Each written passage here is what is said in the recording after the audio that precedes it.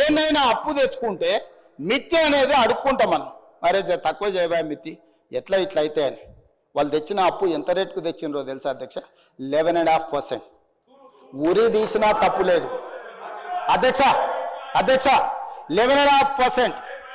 ఎక్కడైతే JICA, world bank, ప్రపంచంలో గొప్ప గొప్ప బ్యాంకులు కొన్ని ప్రాజెక్టులకు 2% నుంచి 4% మిత్తితో అప్పులు ఇచ్చేది ఉంటే 11.5%తో అప్పులు తేవడం వల్ల ఈరోజు వేలాది కోట్ల రూపాయలు మిత్తికే కట్టాల్సి వస్తుంది అధ్యక్ష.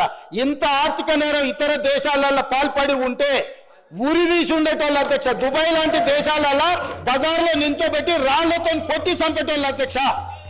ఇంత బాధ్యత లేకుండా 11.5%తో అప్పులు తెచ్చే వాళ్ళు ఈ దేశంలోనే ఎవరు లేరు అధ్యక్ష.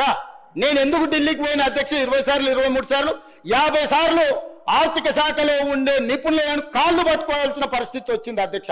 కనీసం నా డెట్ రీస్ట్రక్చర్ చేయి, రేట్ ఆఫ్ ఇంట్రెస్ట్ 11.5% నుంచి కనీసం 7%కో 8%కో తగ్గించు అని 4-5% మిత్తి తగ్గించుకుంటే నాకు నెలకు 1000 కోట్ల రూపాయలు మిగులుతాయి. ఆ 1000 కోట్ల రూపాయలు ఏదైతే young India integrated residential schools SC ST BC మైనారిటీలకు ఏవైతే రెసిడెన్షియల్ స్కూల్స్ ఇచ్చామని గొప్ప చెప్తున్నా, ఒక్క స్కూల్ బిల్డింగ్ అనే కట్టిరా అధ్యక్ష.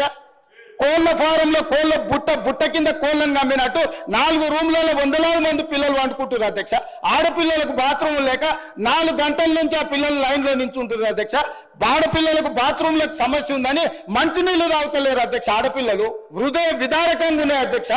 జీవోలు ఇచ్చేసి హాస్టల్ పెట్టేసి ఎస్సీ ఎస్టీ బీసీ మైనారిటీ పిల్లలు కాబట్టి వాళ్ళు చావని అని వాళ్ళ కర్మకు వదిలేసి ఆ పిల్లల జీవితాలతో చెలగాటమాడి ఇలా 10 నెలల్లో మీరు ఏం చేయలేదు, హాస్టళ్లలో చచ్చిపోతున్నారని సిగ్గు లేకుండా తిరుగుతున్నారు అధ్యక్ష.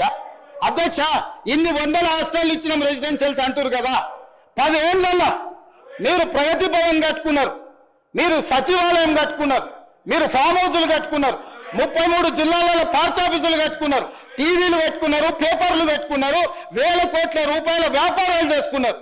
కానీ ఆ పేదోళ్ళ పిల్లలు చదువుకొని హాస్టల్స్ కట్టిరా అధ్యక్ష. లక్షలాది పిల్లలు అధ్యక్ష, మన పిల్లలు అధ్యక్ష. ఎవరి పిల్లలు అధ్యక్ష? వాళ్ళు మీకు అధికారం కట్టబెట్టిన వాళ్ళ తల్లిదండ్రులు కాదా? వాళ్ళు మన కుటుంబ సభ్యులు కదా? మీ మీద ఎంత నమ్మకంతో ఎంత విశ్వాసంతో మీకు 2 సార్లు అధికారం అప్పచెప్తే మీ నిర్వాహకం, మీ విలాసవంతమైన జీవితం, మీ సెంటిమెంట్లు, మీకు కావాల్సిన గూడు పుటానీలు తప్ప ఆ పిల్లలకు ఒక గూడు కట్టినరు అధ్యక్ష. 10 ఏళ్లలో ఎన్ని హాస్టల్స్ కట్టినరు? 10 ఏళ్లలో ఎప్పుడైనా వాళ్ళ మెస్ ఛార్జెస్ నువ్వు టైంకి ఇచ్చినవా? 10 ఏళ్లలో ఎప్పుడైనా ఆడపిల్లలకు కాస్మెటిక్ ఛార్జెస్ ఇచ్చినవా?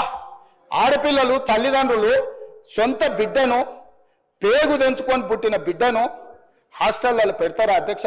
ఎంత పేదరికం ఉంటే, ఎంత తప్పని పరిస్థితి ఉంటే ఒక తల్లి, వీళ్ళు శ్రీమంతులు, వాళ్ళ పిల్లల పట్ల వాళ్ళకి ప్రేమ ఉండొచ్చు, కానీ శ్రీమంతులకు వాళ్ళ పిల్లల మీద ఉన్న ప్రేమ పేదోళ్ళకి లేదా అధ్యక్ష? మా దళితులకు, గిరిజనులకు, ఆదివాసులకు వాళ్ళ పిల్లల మీద ప్రేమ లేదా?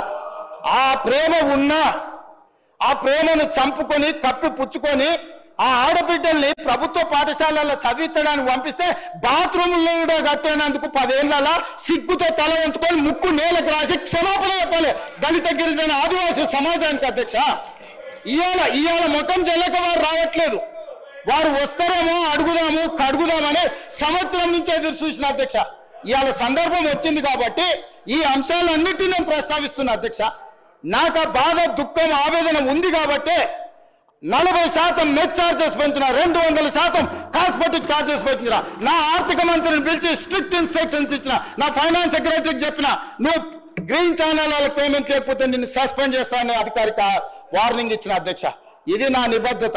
నీలాక కాంట్రాక్టర్ల కోసం, కమిషన్ల కోసం ఔటర్ రింగ్ రోడ్ అమ్ముడు, లేకపోతే కోకాపేటలో భూములు అమ్మి కాంట్రాక్టర్లకు ఇచ్చి కమిషన్లు పెట్టలే అధ్యక్ష. ఇవాళ నా నిబద్ధతను నువ్వా కోసం చేసేది? మీ స్థాయి ఎంత, మీరెంత నా గురించి మాట్లాడడానికే? ఇవాళ పరిపాలన మీద నాకా మీరు చదువు చెప్పేది?